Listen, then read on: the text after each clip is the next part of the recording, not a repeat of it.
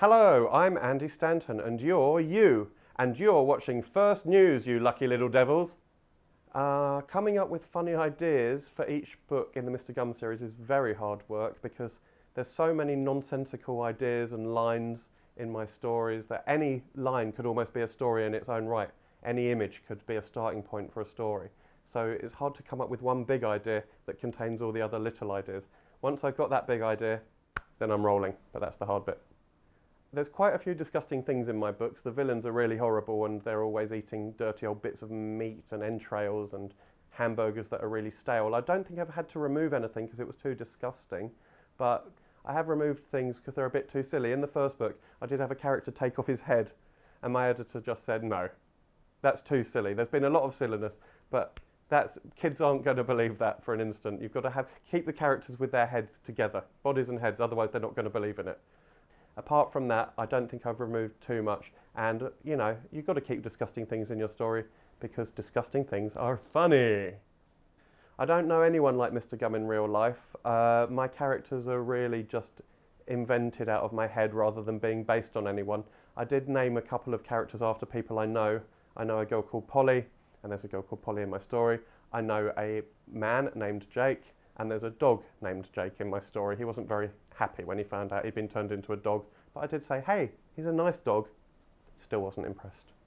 Sometimes I worry that I'll run out of adventures for Mr. Gum. Then what I usually do is eat too many sweets, stay up too late, and my mind starts fizzing again and buzzing, and sooner or later a crazy idea presents itself, like a little wasp getting into my head and buzzing around.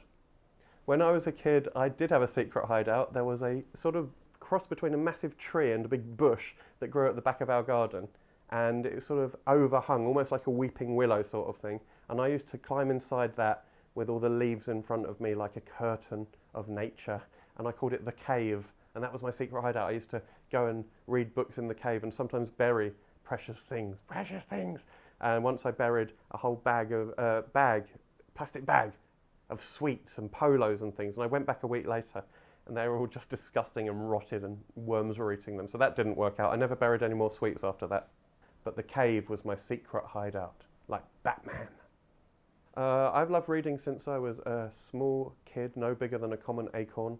I always used to read books, sometimes borrow them from the library, buy them from the shops, just read anything I could get my hands on. I love Roald Dahl, Fantastic Mr. Fox, because it's got tunnels in it. Always love stories with tunnels. Enid Blyton, the famous five, she had a lot of tunnels in her stories too. Classic books like Treasure Island. I read comics like The Beano. Anything I could get my hands on. There's a great American author called Betsy Byers. Read The 18th Emergency by Betsy Byers. I always say that, just read it. It's great, you'll have a good time. I don't think there was anything that I wouldn't read. If I didn't have a book, I would just read the back of a cereal packet. When I'm trying to come up with a new book, I walk around frowning and not having any ideas. I phone up my mum, I say, I can't write, go for long walks, I kick people. Well, I don't kick people, but I feel like kicking people. I get in such a bad mood. Eventually, what usually happens is one or two words appear in my mind, and it could be a word like goblins, or it could be words like power crystals, and I start thinking about those words, and then over the next few days, if it's a good idea, usually other ideas attach themselves to that first idea, and I walk around and slowly the frown starts to turn into a demonic grin because it means that an idea is starting to take place and come together. The worst feeling in the world is not having an idea for a story. Best feeling in the world is when you've got an idea and it starts to really grow in your mind like a horrible cake. If you're a kid out there right now and you want to write a book and you don't know how to start, my best advice is just start. You just need one idea to start writing. That's all you need. When I wrote my first book, You're a Bad Man, Mr. Gum, I had one idea, and it was about a horrible old man having a fight with a dog. That's all I knew. But I started writing, and I carried on, and as I wrote, all these other characters appeared in my book, and a whole story started to take shape. So don't worry about it, just go for it. You can plan it out if you like, if you know what's going to happen, that's fine. If you don't know what's going to happen, just go with it, run with it, write down some words, see what happens. You might end up liking it. What's next for Mr. Gum? Well, what's he going to do after the secret hideout? There is some more Mr. Gum goodies coming out next year. I don't want to say too much. I want it to be a surprise. He will be up to no good. He's always up to no good.